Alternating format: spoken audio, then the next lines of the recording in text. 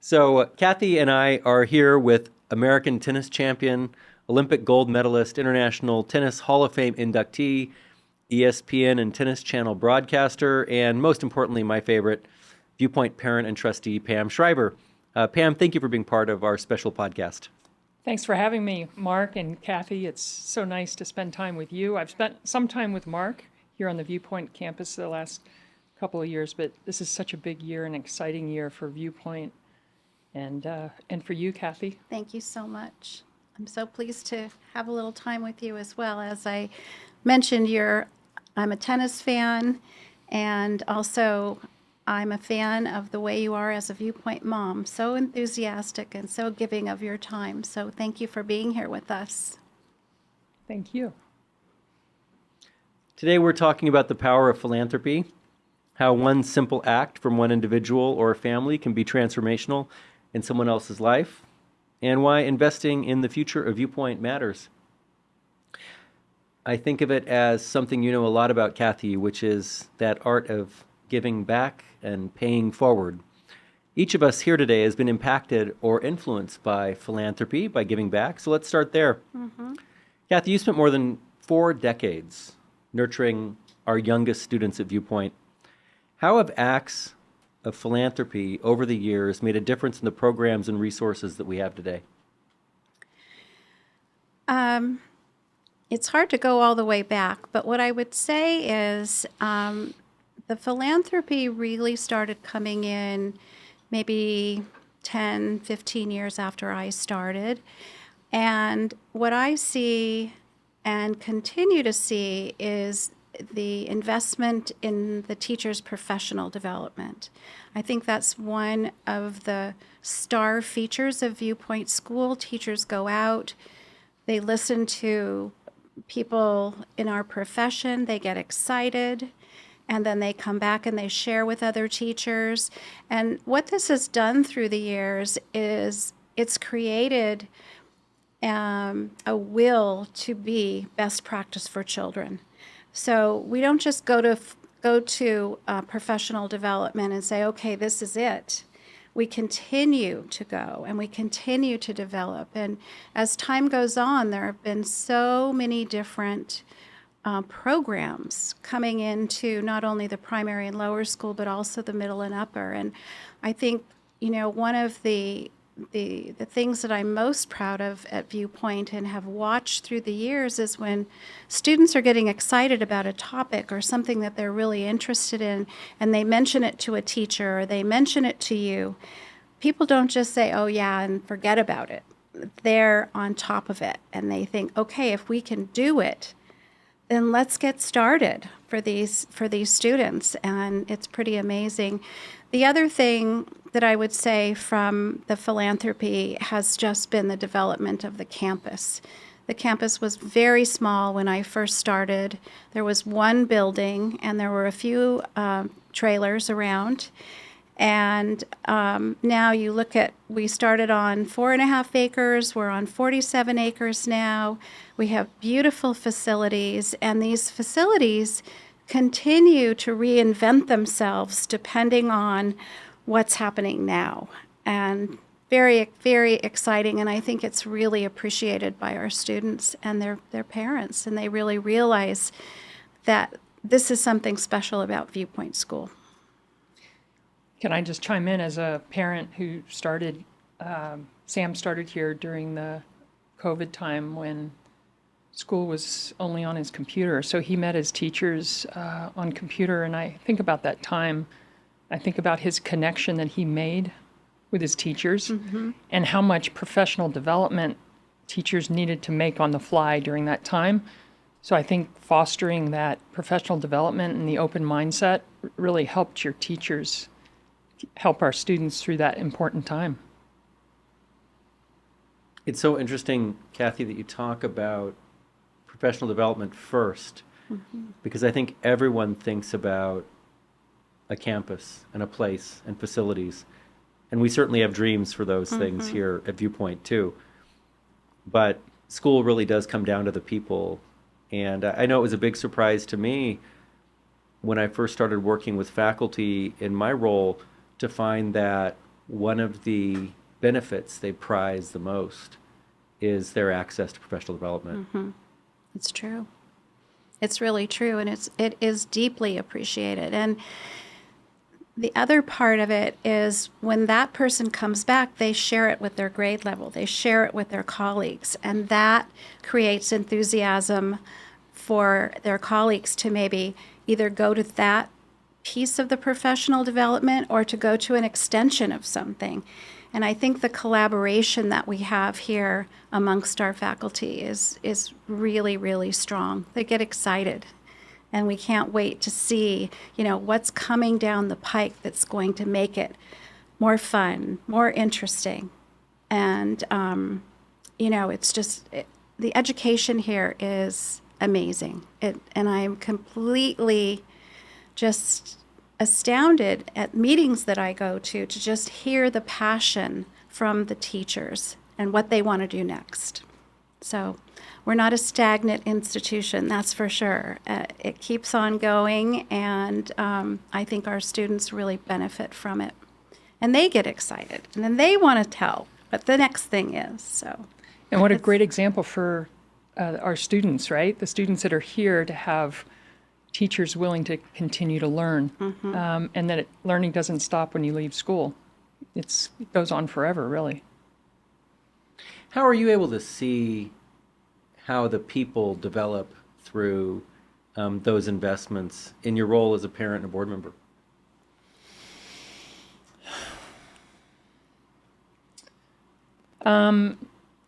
Well, I think one of the things that's really been impressive for me when I think about my son, Sam, is that he's a unique person, a unique student. And what I've seen, though, is the ability to be able to treat him uniquely and not as a part of just now 11th grade. He's Sam Lazenby. He identifies as a student athlete, loves being under Travis's, the culture that the tennis and the soccer programs have taught him. So I don't know, I see it through, I try and ask as many questions of my teens as possible. I hope they give me enough information. But I also love the different ways that Viewpoint communicates. And again, I know I don't want to go back too much to the first bit of time we were here, but it was at a difficult time for us during the pandemic, and I thought the Viewpoint method of communicating and outreach was fantastic. And that made Sam and me feel, not only welcomed, but also included in a very short period of time, given the circumstances. So I'm talking about the culture of the school, and how a culture comes together in such a positive way is complicated, right? And you can't always put a finger on why, but it just is. So I'm not sure I've really answered your question very well, but it's kind of a feeling you get whether you're a 17-year-old junior or a 60-year-old mom. Or a 6-year-old child in That's our right. kindergarten or first grade. It's listening to you, Pam. I'm thinking about Cathy here, who is a real expert in early childhood.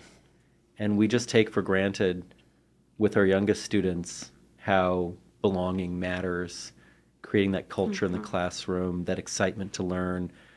And I hear you saying that same things are just as important for our oldest students. Absolutely.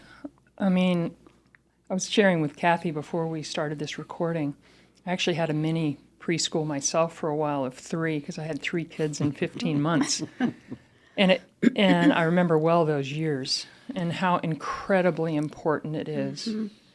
And while I know a lot of parents stress towards the end of a high school experience, like where's their kid going to go after Viewpoint, but really it's building the foundation for a young person when they're in your hands, Cathy. Thank you. Yes. My mantra is sort of, when you're building a house, where do you want to put the most money? And it's going to be in the foundation, because if the foundation is not strong, the house will not stand. And so I am a true believer of coming to Viewpoint School in kindergarten, and now we have TK, which is very exciting. And I think that in the process in primary school, we are bringing so many different things in character program. The character program is so important, and we have our assistant heads in primary and lower school going into the classrooms every month to talk about a different character trait and what that character trait means, and then the teachers continue to follow up with that.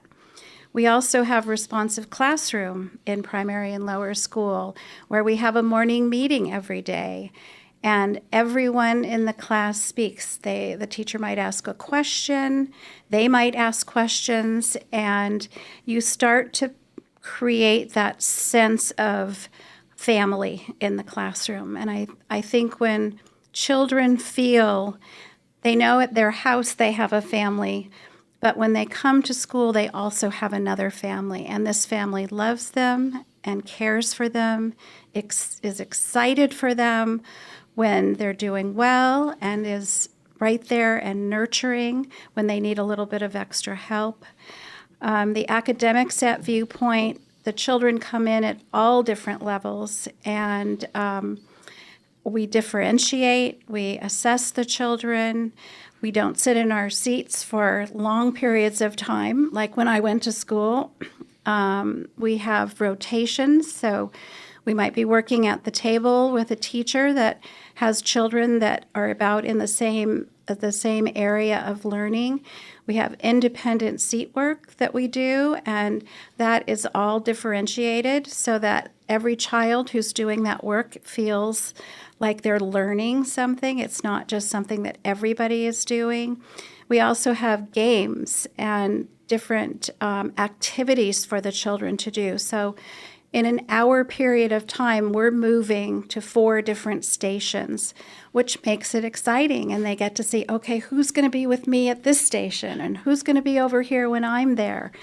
And it really is a beautiful thing to watch in a classroom, and how excited the children are for each thing that's coming, as well as our enrichment classes, which again, we have teachers who are passionate about these subject areas, and the children come in and they get to be part of something in a different classroom, and they get to get a feeling in that classroom, as well as the learning that's taking place. It's really so wonderful. We have a makerspace at our school, and the children can't wait to get to the makerspace. And there's materials out, and the teacher gives them a challenge.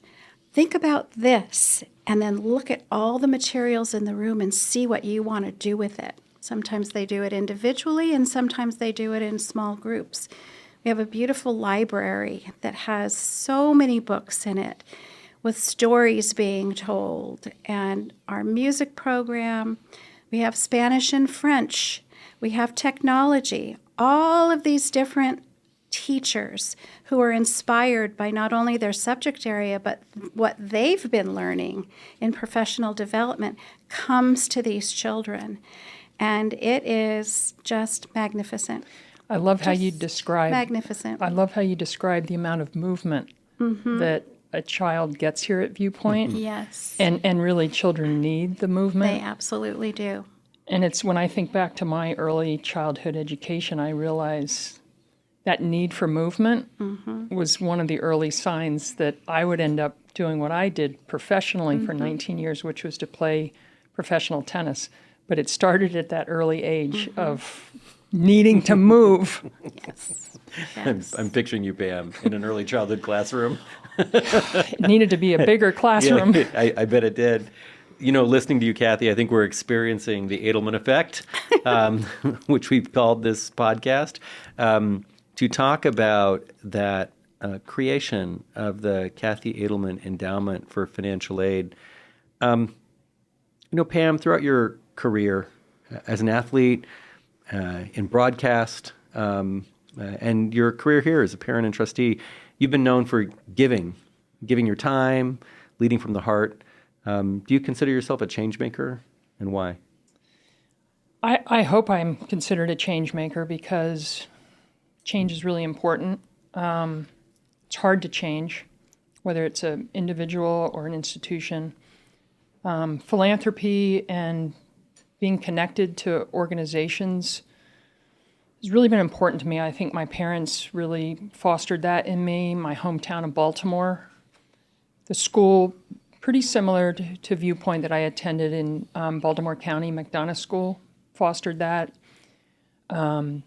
Wanting to be of service in the sport of tennis. There's so many amazing tennis organizations, whether it's First Break Academy in Carson that I'm involved with that provides after-school tennis for kids in that area, whether it's WTA Charities or the USTA Foundation. It's really, helping, using tennis as a vehicle to help at-risk youth. That's been the thing that I've really enjoyed the most within tennis.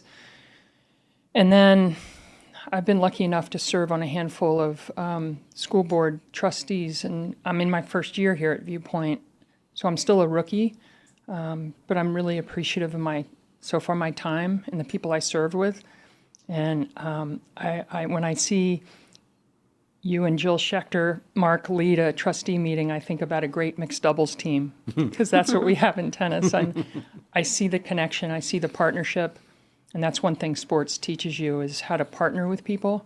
So philanthropy's been a common thread throughout my life since I first turned professional and could earn my own money when I was not yet 17. And my hometown, my sport, my family encouraged me to give back. It's been important. Not all professional athletes make that choice, right? I mean, and you've been very intentional, it sounds like, in leveraging your talents, your gifts, and then what's come to you as a result of those talents and gifts and hard work in how you give back. Cathy, when we were looking for a way to leverage your talents and gifts and legacy at Viewpoint, you chose this fund for financial aid. How will that make a difference for our school? Well, throughout the years, when we have been assessing children, we have had children that we thought would be wonderful at Viewpoint and that Viewpoint could really serve them well. But sometimes families couldn't afford our tuition. And for many years, the financial aid was really going to the middle and the upper school. And so I am beyond excited. I'm very humbled to have an endowment with my name. I was never anticipating anything like this. But when we were at lunch and we were talking about it, and Maureen and you and I agreed that the financial aid for the youngest students would be an appropriate time now to have this. I talk about goosebumps because there are certain things that just make me feel so excited and happy about. And for us to have families who come and really appreciate the Viewpoint education, and they come and they see what their child could experience, and now we can help them. We can help them be here, and we want these children to be here, and it will change their lives. It really will, with all the different opportunities and this community and the love that's here in this community. And I think that word love is so important because I do believe, and I hear from many people, how loved their children feel at school from their teachers. Every time I get a hug, there come the goosebumps. Every time I get a smile or a little note from a child, there come the goosebumps. Because it's an act of love, and it comes from such a good place in the heart from the child who's giving it and who's receiving it. And that happens every single day at school.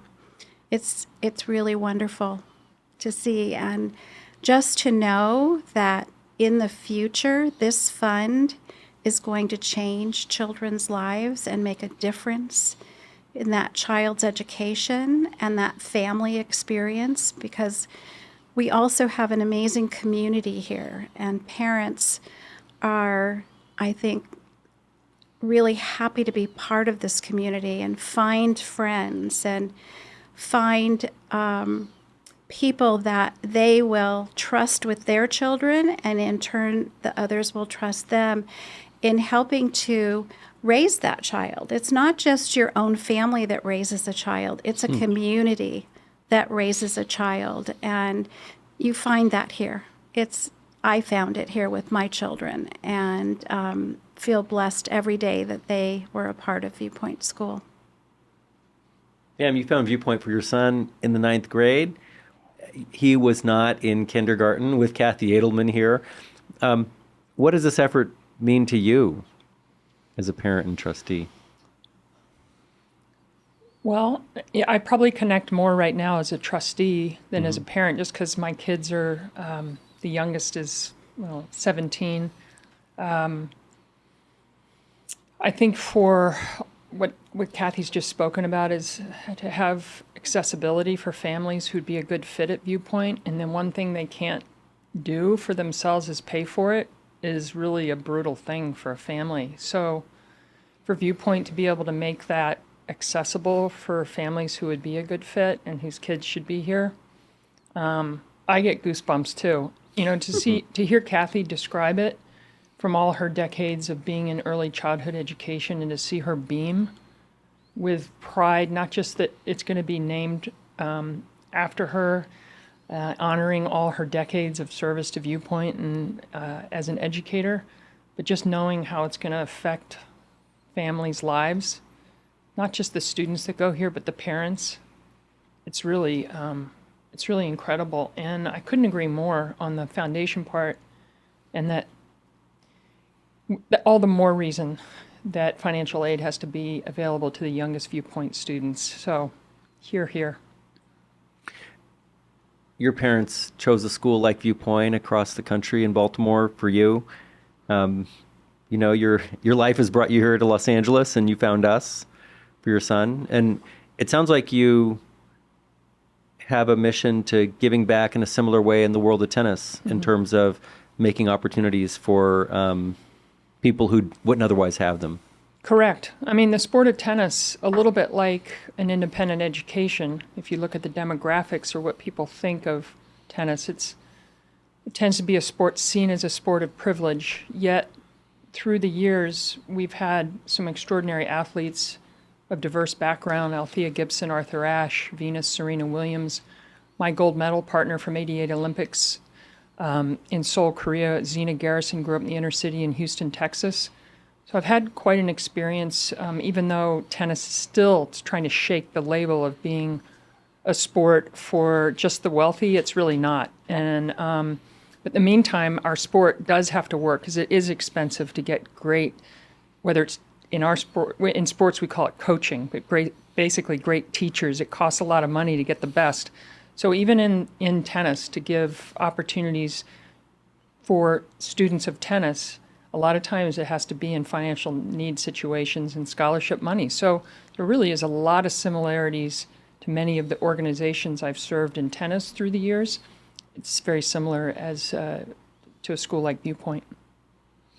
So interesting, you're talking about what it means to a student or to an athlete to have access to the very best teachers.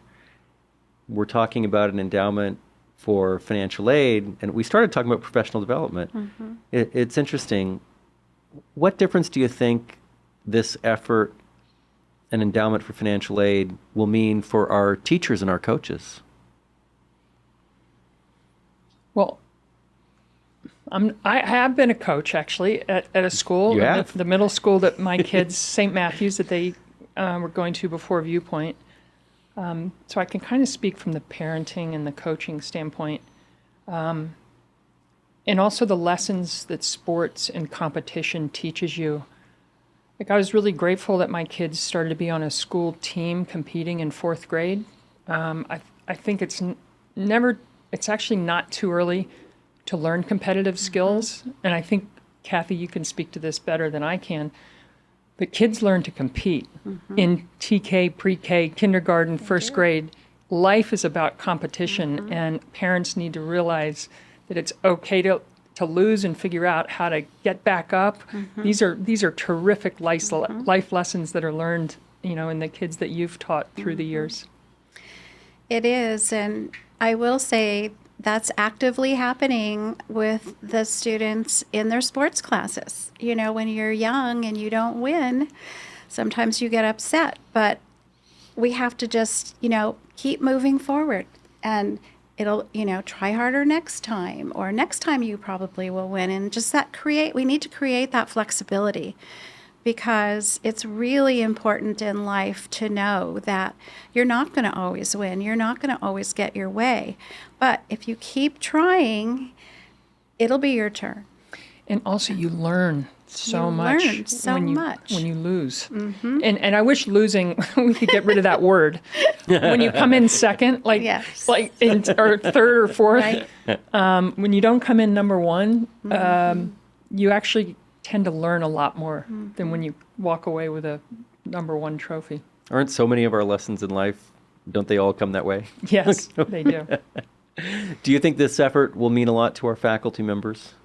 I do. I think that the faculty will really cherish, and I don't even know if the faculty will know who's on financial aid or who isn't on financial aid, but I think the idea that we're sort of assessing children all on the same level.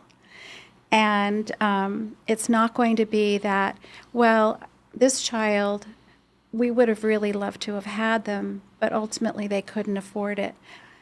We feel badly for that, I think, if we even know about it.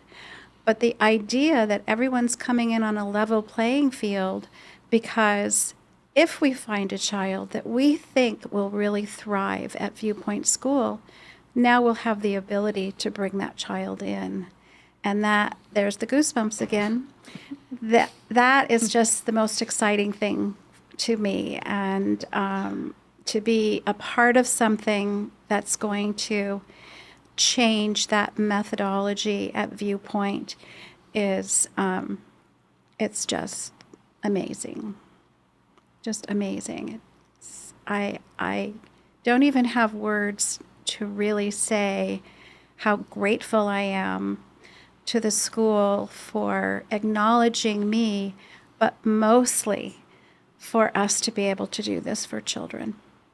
I'm so excited about it. Everything at our school ladders up to our mission, our World Ready promise of creating exceptional readiness for extraordinary futures for each individual Viewpoint student. And it's interesting, we're talking about philanthropy, we're talking about competition, we're talking about belonging and inclusion.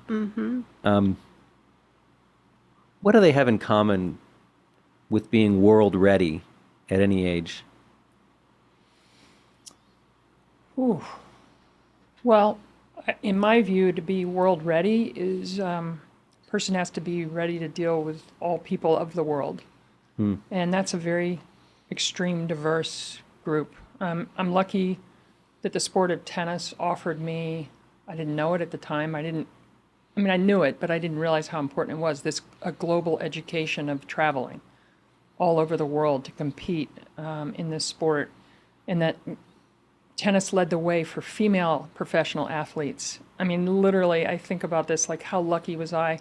And even though I left after I graduated from McDonough School, I left formal education, like the opportunity to travel the world and see different cultures, handle different currency, hear different languages, from my late teenage years till my mid to late 30s, and even still as a commentator. It's an incredibly helpful thing. So, to be world ready means you have to know how to deal with such a variety of thinkers, variety of backgrounds. like even the word diverse, it continues to grow because there's just so many differences, and we need people who can deal with differences and be accepting of those differences. I think I would say that if we create the love of learning and the sense of flexibility and accomplishment, and the children have that confidence to keep growing and growing, surrounded by, we have families from, I think, is it 97 countries at Yeah, Viewpoint? something like that. And we're learning about their cultural beliefs and their celebrations. We're bringing all of these different things in. And I think as they continue to grow, and having had all of the experience with our enrichment teachers and our academic teachers, they start to get a sense of what they really like, what they might want to pursue. So at the point that they're coming into middle school, there are different electives and upper school. And that's where we get into the idea that, maybe I'm really big into technology and maybe I want to get into robotics. And we've watched the way our robotics program has developed. And maybe I want to be a writer. We have the most incredible writing teachers at Viewpoint. Almost anything is there for the children or the students here. And that's what I get so excited about it. But in primary and lower school, we, again, are the foundation, and we're climbing a ladder. We're climbing a ladder to create and instill the academic skills so that we can have different opportunities. So I think that from day one at Viewpoint School, we're starting that process. And if we're starting it at second grade or we're starting it at fourth grade, whatever it is, that's where we're starting to build. But if you can build from the very, very beginning of the first steps into TK or kindergarten, you have an advantage. So, This morning, Cathy, you and I were watching the first production this year of The Little Engine. Yes, And we were. Pam, this is a Viewpoint tradition. Every kindergarten produces a production of The Little Engine. And just listening to you today, Cathy, I am filled with that spirit of that little engine that I think I can, I think I can. That's right. And I just can tell that the energy you put into the work you do gives those children, and probably their teachers too, that confidence to say that they know that they can. Yes. Yes, and when we have our Lifer Senior Luncheon, we give them the book that said, "I knew you could." Oh, it's And great. it's a wonderful book. It's such a, it's got the goosebumps Yes. again. Yeah. They passed on to me. Well, Pam, you're talking about the lessons you've learned from a life in sport and a life of high performance, and your own continuing to learn and grow. It's so interesting, Cathy, listening to you. I'm really mindful of just how those lessons, they really did start for us in early childhood. And I know I didn't I didn't go to a school like Viewpoint when I was in kindergarten, but I did get to benefit from a really extraordinary education.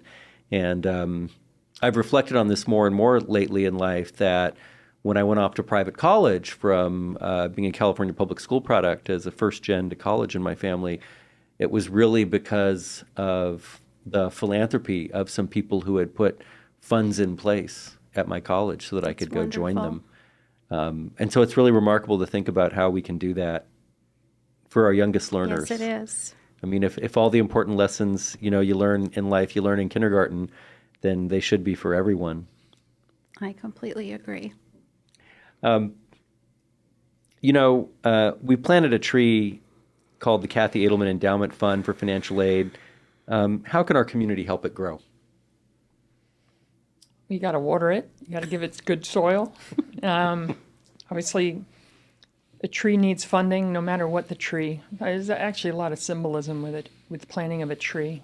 And when you think about everything that you need to do to grow a tree successfully, philanthropy is a lot like that. There's a lot of teamwork and effort that goes into it.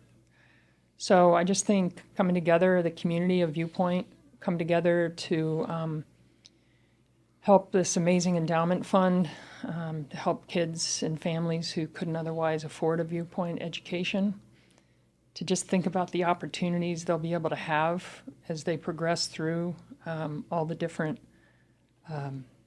primary school, lower school, middle school, upper school, and onward. It is like a tree. It's like a growing tree, and with its seasons, and there's there's just many different seasons of philanthropy, but there's always a season to give, and the giving should be right now. Thank you.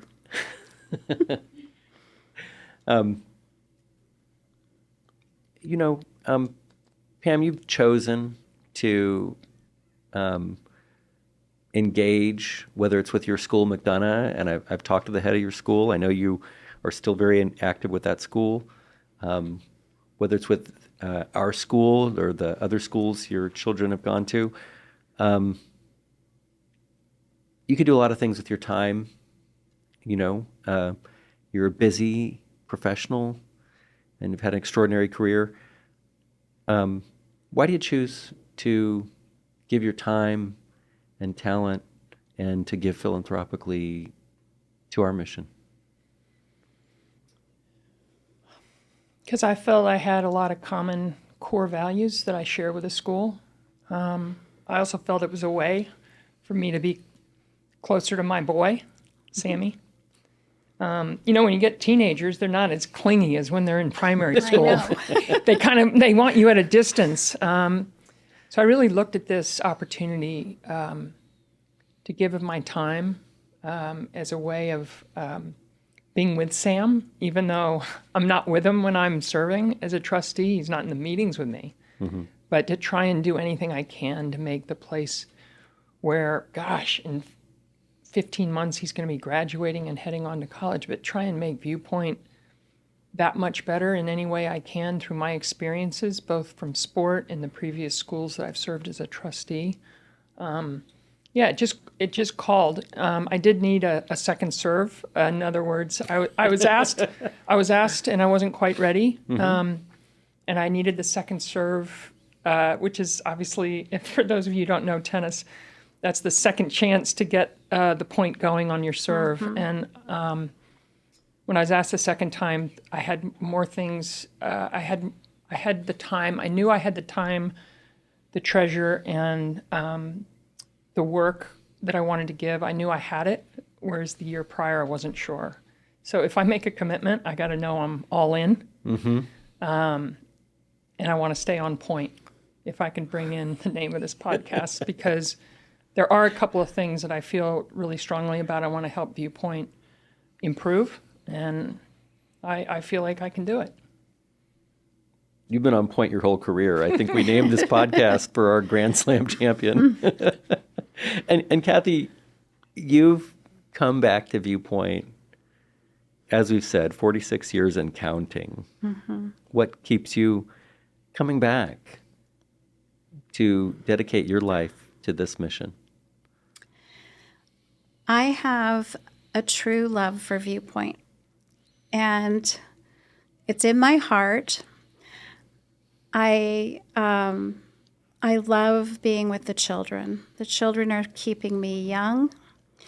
I love working with the teachers. They are dedicated. They give everything. They're here on the weekends. Anything and everything that they want to do for the class, they make the time. And I'm so proud of the love that I know they have for each one of their students. And if something's going on, they're in my office and we're figuring it out. And I think the connection with the parents is also wonderful. But most of all, and my colleagues too. I mean, those are the teachers in my division, but this is my community. I have best friends who have come and gone and are still here. It's just been it's been a wonderful, wonderful journey, and I'm not done yet.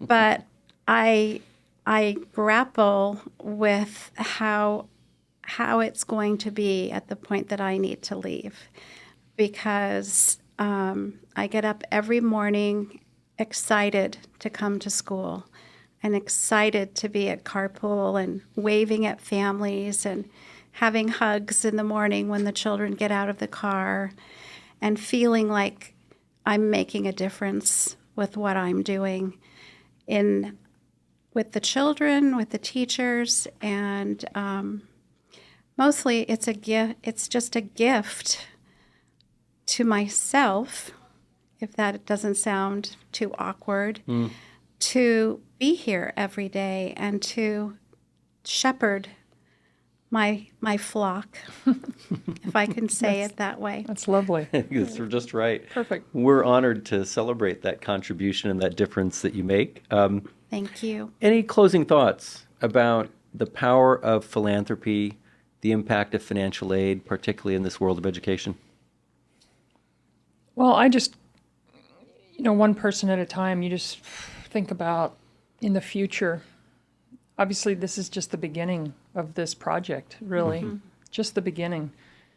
And, whether you're a trustee or head of school or head of a primary school, you have to have that vision to see what a decision now to start something, what it will do in the years and the decades Yes. to follow. So I think the thing that I just am grateful for is while I'm sitting here looking outside the window is just think about in this canyon where Viewpoint School is, think about all of the students and all of the families that this is going to touch. It's going to go on forever. Endowments go on forever. And this is a beautiful thing. It is a beautiful thing. And I would say it's the magic in the canyon. I say that often because the magic of what's happening with our students is happening every single day. And you see it with a smile. You see it with, hooray, I did that. You see it in so many different ways. And I agree with you. I just am so excited about what's coming forward for Viewpoint with this campaign and this endowment. And I think that I'm just the luckiest person in the whole world to really get to be part of it. So thank you very much. I have to say, sitting here, I am, as an educator, I feel like I'm sitting here with little Pam Shriver and little Cathy McNally. Yes. And I suppose it's little Mark McKee as I think about the first grader I was and, imagining a future of writing, for example. And it makes me think about those lives of our children who will come through these halls. And we say, we envision a world where education changes lives. You've certainly touched us today, Cathy. Thank you. It's been really great sharing this time with both of you. And we hope this conversation has touched the listeners out there who might hear us. Thank Pam, you. thank you. Thanks for having me. This has been great. I've loved sharing this time with you, Cathy Thank you, and Mark. Pam. It's been wonderful. Let's do it again. Thank you, Mark. Thank you very much. And Pam, I know that you've given us this time before you go out and see Sam on the court this afternoon. Yep. Is that right? Yes, there's always a tennis match to go watch. There is. And you can bet that when Sam is graduating, that Cathy and I will both be there to celebrate. Absolutely. Thank you. Cheering. Yippee! Thanks, everyone. And we'll see you on our next edition of On Point, the Adelman Effect. To learn more about the Cathy Adelman Endowment Fund for Financial Aid, visit viewpoint.org/onpoint. On Point, the Adelman Effect is produced by Viewpoint School, an independent school in Calabasas, California, serving students in grades TK through 12. You also can find the On Point podcast on Apple Podcasts, Spotify, the Viewpoint School channel on YouTube, and at viewpoint.org/onpoint.